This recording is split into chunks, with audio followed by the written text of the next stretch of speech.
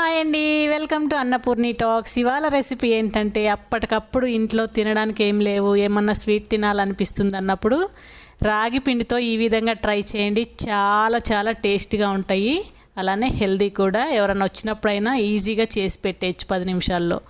ఇప్పుడైతే ముందుగా మనం ఒక బౌల్ తీసుకొని ఇలా జల్లెడ పెట్టుకుంటున్నాను. నేనైతే జల్లించుకొని వేసుకుంటాను. 2 కప్పులు అయితే నేను రాగి పిండి తీసుకొని జల్లెడ పట్టుకున్నానండి. దాంట్లోనే చిటికెడు సాల్ట్ వేస్తున్నాను.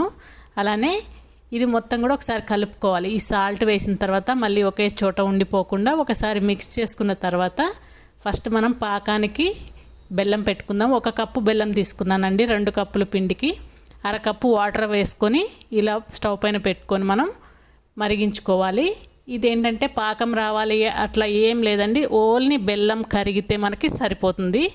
కావాలంటే మీరు వడపట్టి వేసుకోవచ్చు, లేదా మంచిగా బెల్లం బాగానే ఉందంటే డైరెక్ట్గా కూడా వేసుకోవచ్చు. నేనైతే వడకట్టేసి వేస్తాను. ఇప్పుడైతే ఇలాచి పౌడర్ వేసానండి 1 స్పూను. అలానే ఒక 3 స్పూన్లు నువ్వులు వేసాను.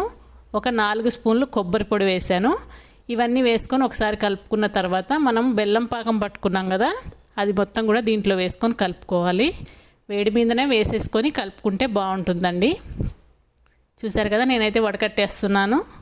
ఇలా వేసేసుకొని చల్లారకుండానే మనం వేడివేడిగా ఉన్నప్పుడే ఇలాగా కలిపేసుకోవాలి. గరిటెతోనో స్పూన్తోనో ఎలా వీలైతే అలా కలుపుకోండి. ఇలా కలిపేసుకున్న తర్వాత ముద్దలాగా చేసుకోవాలి.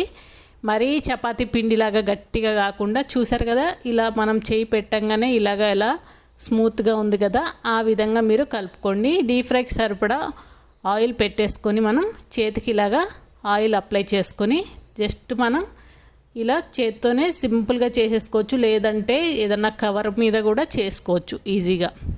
ఇంకా కూడా అన్నీ ఒకేసారి చేసి పెట్టుకొని కూడా మనం ఇలా చేసుకోవచ్చు. మరీ పల్సగా కాకుండా ఇలా కొంచెం మందంగా చేసుకుంటే మనకి బాగుంటాయి. అలానే ఇవి వేయించుకునేటప్పుడు ఏంటంటే సిమ్లో పెట్టుకొని వేయించుకోవాలి. అప్పుడే మనకి లోపల వరకు కూడా వేగుతుంది. హైలో పెట్టేసి గబగబా వేయించేసామంటే లోపల పిండి పిండిగా ఉంటుంది. సో ఇలాగ మనం అన్నీ కూడా సింపుల్గా చేసేసుకొని వేసుకోవచ్చు. 1 కప్పు పిండితో ట్రై చేయండి, ఫస్ట్ తెలిసిపోతుంది మీకు ఎలా ఉంది ఏంటనేది. అప్పుడు కావాలంటే మళ్ళీ చేసుకోవచ్చు. చూసారు కదా, ఈ విధంగా మనం ఎన్ని కావాలంటే అన్నీ కూడా ఇలా వేసుకోవచ్చు. టేస్ట్ మాత్రం బెస్ట్గా ఉందండి, చాలా బాగుంటుంది టేస్ట్. తప్పకుండా ట్రై చేయండి. రాగి పిండితో పిల్లలు ఎక్కువగా ఇష్టపడరు కదా, ఎప్పుడు రాగి జావ చేసిస్తూ ఉంటే ఈ విధంగా స్నాక్స్ లాగా కూడా చేసి ఇవ్వండి, తప్పకుండా నచ్చుతుంది. అలానే ఈవినింగ్ టైంలో మనం తినడానికైనా పిల్లలకి స్కూల్కి పెట్టడానికైనా చాలా బాగుంటుంది. నేను చూశారు కదా ఇలా కొంచెం డ్రైగా వేయించాను అనమాట.